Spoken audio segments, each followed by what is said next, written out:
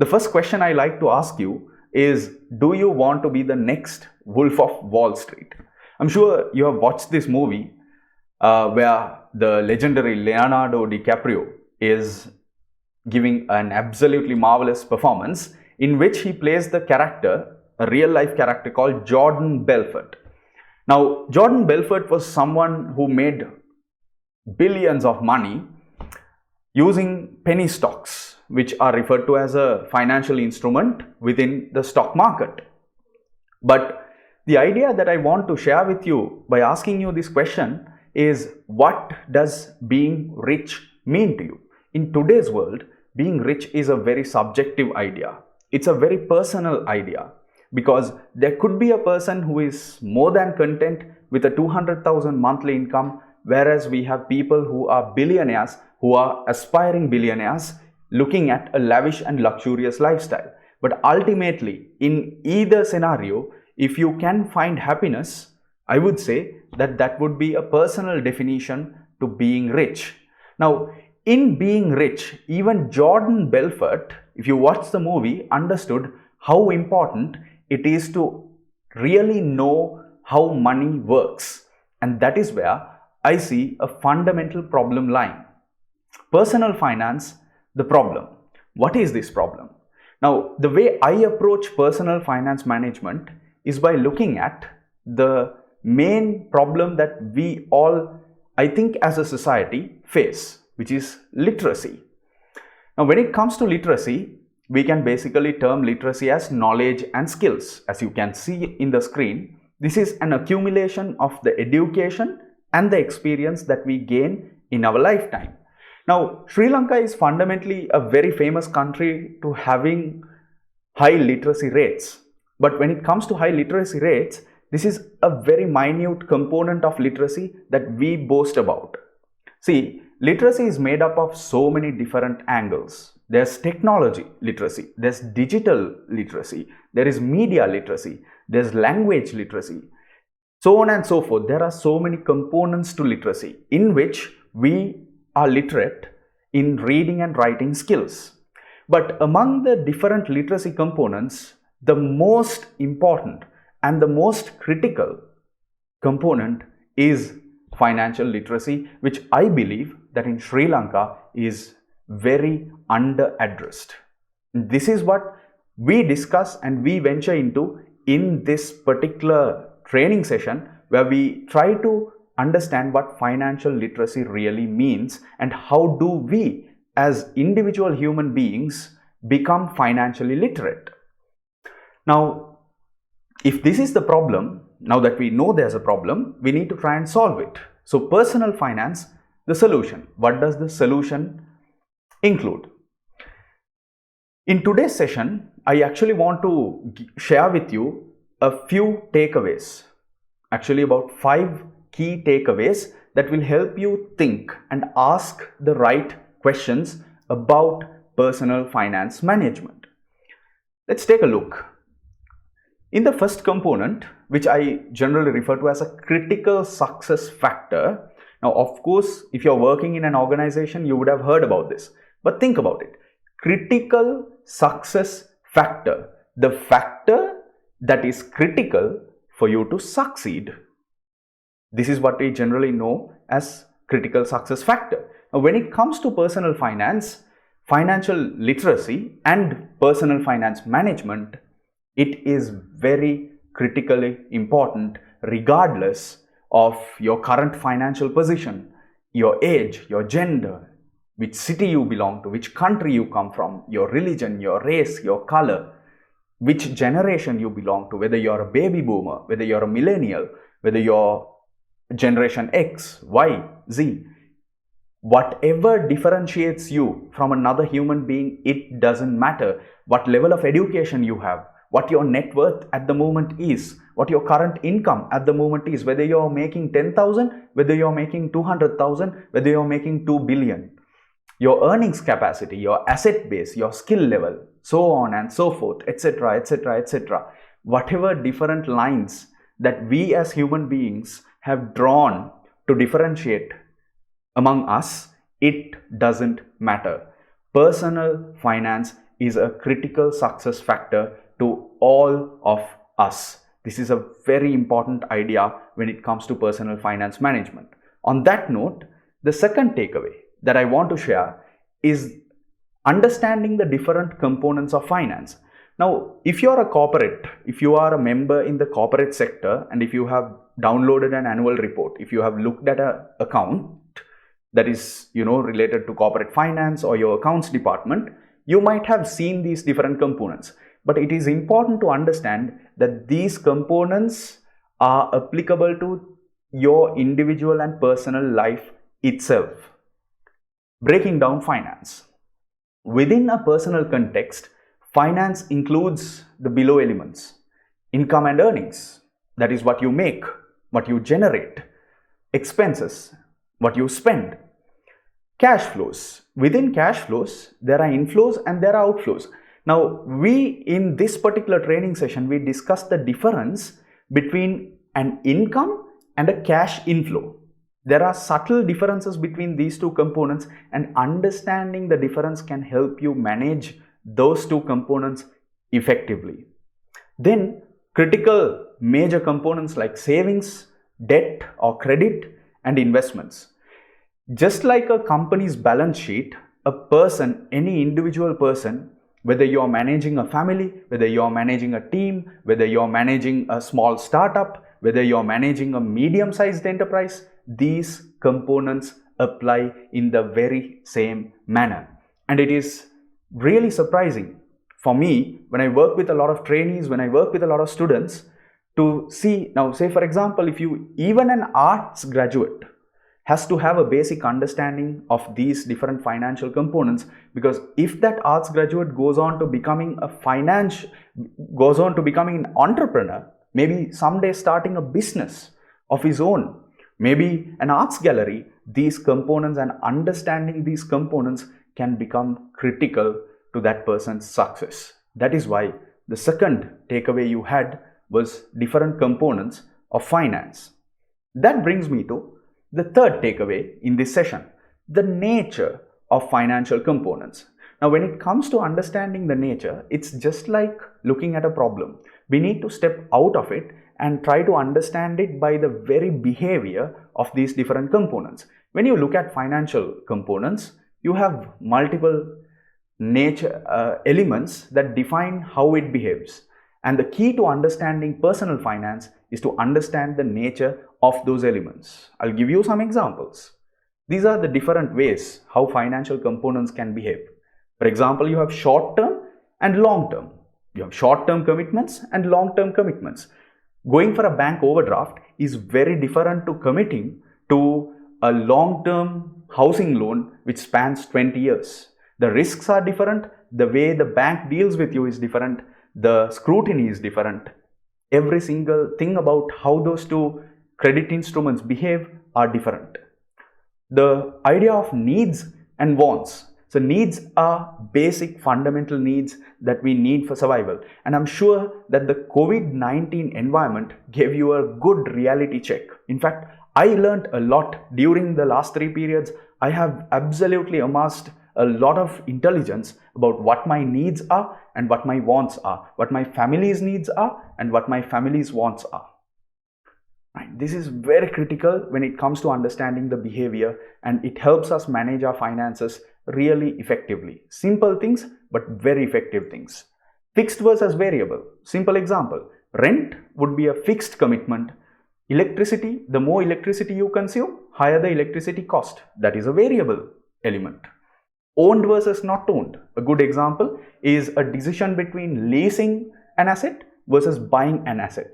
If you're going to put up a large factory, you have these two options to consider. Are you going to lease the machines or are you going to buy all the machines? Both of those decisions associate very different kinds of thinking and very different kinds of risk patterns. Obligatory and voluntary. Say for example, income tax is something that is obligatory and a mandate to be paid in Sri Lanka.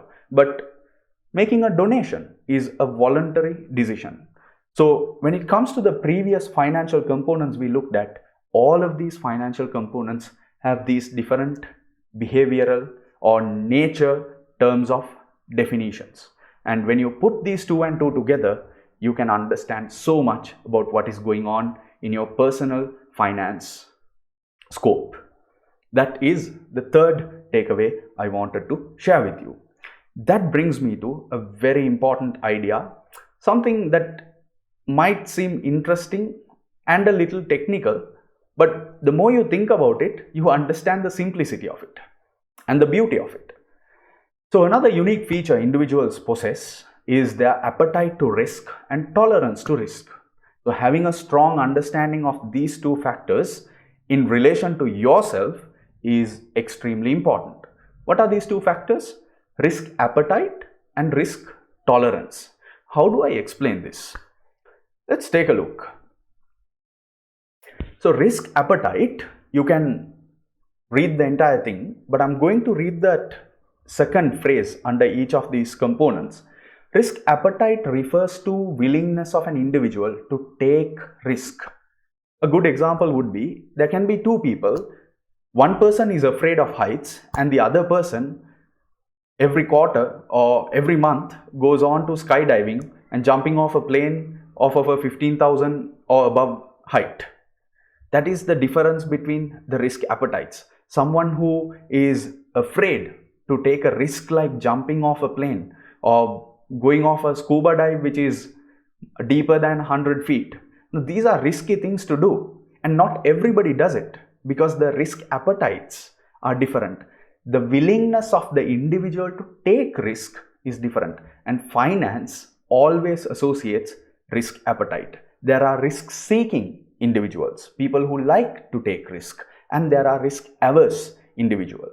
Asking that question whether you are a risk seeker or whether you are a risk averse, and it's perfectly fine either way. Whatever you are, it is totally fine. The world is a very big place, and there are avenues for each and every single person. But knowing what your risk appetites can help you manage your personal finance and your emotional intelligence really well. When a risk seeker tries to behave in a risk-averse manner, it can really affect their mindset. The other component is risk tolerance. The second phrase there, risk tolerance, implies ability of an individual to tolerate the level of downside risk. So risk tolerance is essentially a very conscious idea that a person has.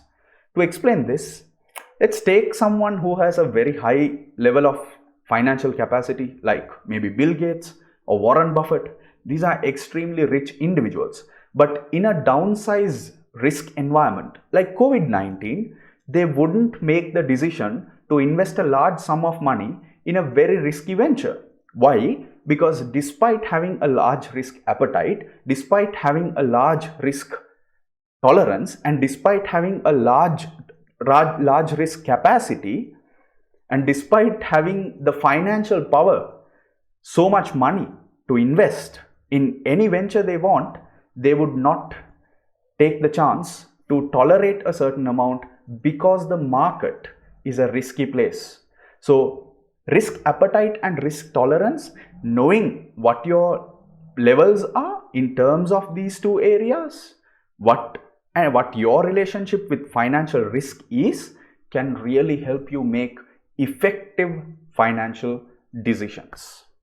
That is a little bit about financial risk that we dive into in the session. That brings me to the final takeaway that I wanted to offer you in this introductory session, because I really wanted to make it worth your while if you are watching this session, and that is a comparison. So the management of income versus expenses can create a massive difference to quality of life. If you remember, I started this session, this particular introduction, by talking about literacy and the idea of financial literacy. So there can be two people. One person can be financially literate and the other person could be financially illiterate. Let's take a look at how these two individuals could behave in a hypothetical scenario. If we analyze the trend just between two finance components, income and expenses, in the general normal corporate behavior, this is how income and expenses track over a span of roughly 30 years. If you're working in a company, you will obviously get promotions, you will obviously get salary hikes, bonuses. So your income levels are set to gradually rise, not exponentially rise, but gradually rise. But as your incomes rise, definitely the tendency for your expenses to rise is also very, very high. And this is the most common, most frequent nature or behavior of income versus expenses that we see. What does this lead to? It leads to a certain amount of savings. I'm not saying that there will be no savings, but it leads to a certain amount of savings. Now, this is how a normally financially illiterate person's behavior looks like. But what does a financially literate person do? As income levels grow, a financially literate person will know how to control the expenses. Now, how do I explain this? Let me illustrate it to you. See, as your income levels grow, just think, for the past 10 years, for the past 15 years, as your income levels have risen, has your cost risen? Have you started paying a bigger lease commitment? Have you gone for bigger loan commitments? Have you moved from a 2-bedroom apartment to a 3-bedroom apartment? Has your water bills risen? Has your electricity bills risen in some way or form? Has your expenses been growing as your income's growing? You're comfortable. But if that has been happening, that is indicative of a little bit of a risky behavior and a massive opportunity cost that you could be capitalizing on massively in terms of what you want to do in life.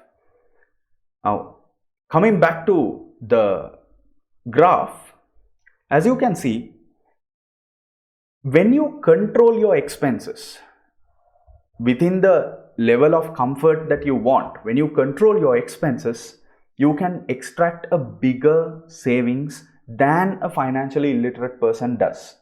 And these savings can be reinvested in different financial instruments in different avenues. Even reinvesting in something as precious as education is a wonderful thing to do. As you reinvest your larger savings amount, your savings, or rather your earnings capacity, grows exponentially, and therefore your savings becomes massive, which means you are free to do the things that you absolutely want to do. This is just one simple behavioral analysis of a financially illiterate hypothetical with a financially literate hypothetical. Right? So on that note,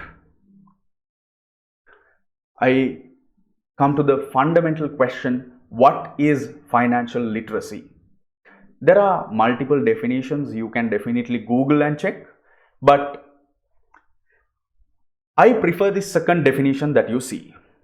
Financial literacy is a combination of financial knowledge, skills, attitudes, and behaviors necessary to make sound financial decisions based on economic and personal circumstances to improve one's financial well-being.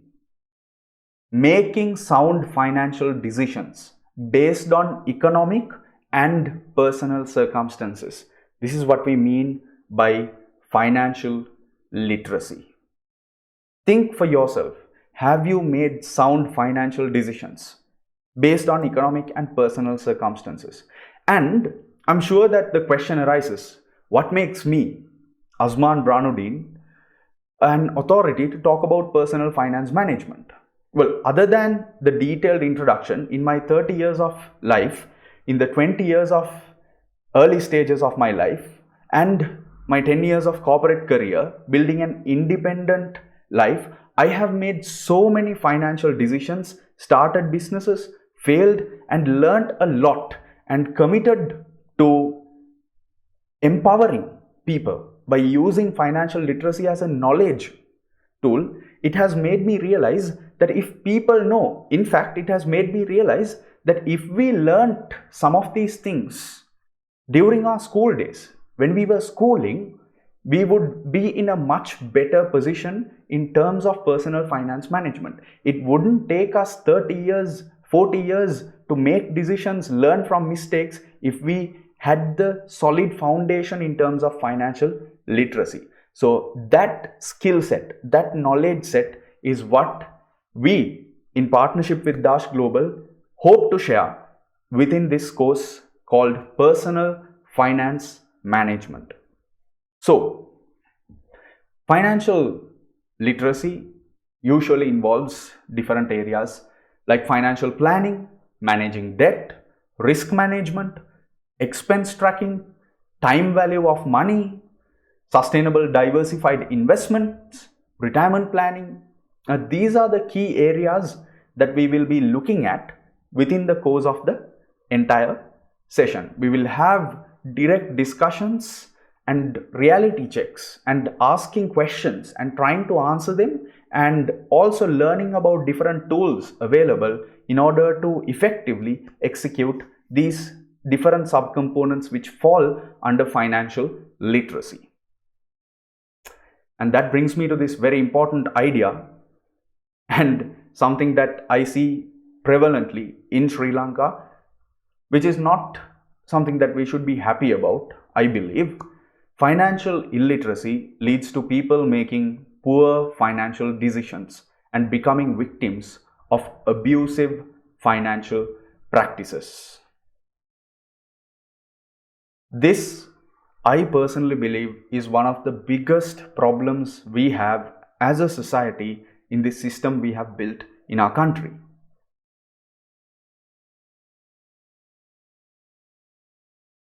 For example, in Sri Lanka, there are more than enough dishonest organizations that operate illegally or outside moral and ethical financial boundaries. And the most common behavior among these individuals or companies that we see is the association to abnormally high interest rates, either by mobilizing high rates of interest or by using different financial instruments that people don't really understand. Now, we have the financial crisis in 2008, the subprime mortgage crisis as an example. And there are plenty of examples, like recently we have a really good example which I don't want to start naming names yet. We have the Golden Key incident in Sri Lanka, which happened several years ago. So these are good examples of how poor financial literacy is being used in various ways, or is being basically capitalized on, or is leading for people to make poor financial decisions. Another example, to educate children, we see parents going through a lot of stress, and children barely understand the pressure because they are not educated. When we were children, I believe that we could have been educated more, because children are not educated like how they would go through in terms of understanding financial literacy in a developed country. This entire process or this creates a big knowledge gap in financial literacy, which we absolutely have to address. So, for example, what happens in Sri Lanka is when people face a financial problem, the first solution that comes to their mind is find more money. How do you find more money? Right? Now, in basically trying to answer how to find more money and finding that money, what happens is a short-term solution leads to major long-term problems. This is something that absolutely must be and could be, with a little bit of smartness, with a little bit of commitment to understand different components and how money works, this could be very easily addressed. So, on that note, I hope that this session has been worth your while and worth your time. I hope that you learned to at least ask the right questions that will make you become more financially literate, because there is always more room to learn, more room to know, more room to engage with. And maybe, perhaps in the future, I hope to work with you to ensure that we spark the necessary discussion around financial literacy and address personal finance management. On that note, I bid you farewell for today. Take care, stay safe, and thank you, ladies and gentlemen, for tuning in. Good luck.